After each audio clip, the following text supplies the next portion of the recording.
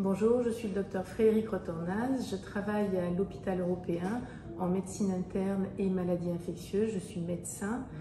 Je vais donc vous parler d'une étude scientifique qui s'appelle Covid Detection Dog.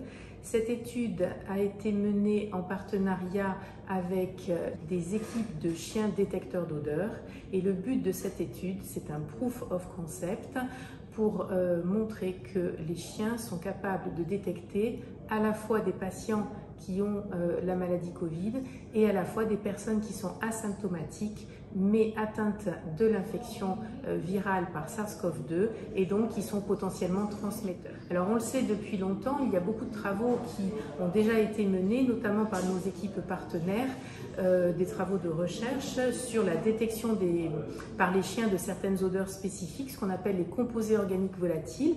Il y a des travaux dans le diabète, il y a des travaux très intéressants dans l'épilepsie et il y a aussi des travaux en maladies infectieuses, notamment dans le paludisme et dans certains virus de la grippe.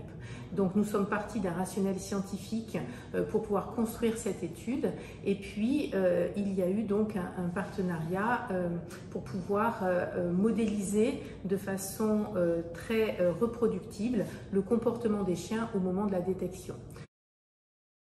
Donc bien entendu, ce seront des chiens qui seront entraînés d'une certaine façon dans une chambre expérimentale pour qu'il n'y ait aucune interaction du maître chien et que tout soit fait en aveugle afin que le chien soit le seul. Donc nous avons donc, après la phase de rédaction du protocole, de soumission aux commissions de protection des personnes, à la commission d'éthique médicale, nous avons déjà commencé l'inclusion des personnes et de la collecte d'échantillons. Nous allons recueillir des odeurs corporelles sur des masques que les personnes portent, des masques chirurgicaux classiques que les personnes portent pendant 1 minute et nous recueillons également une petite compresse d'odeur au niveau du pli inguinal.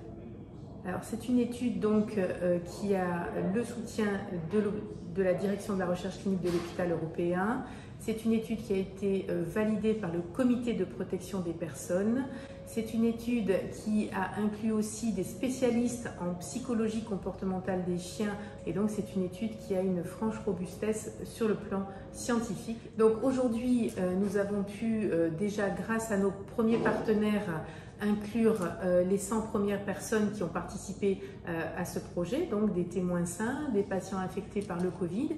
Et donc, du projet Covid Detection Box se joint à moi pour d'avance vous remercier, vous les futurs donateurs, pour faire avancer ce projet.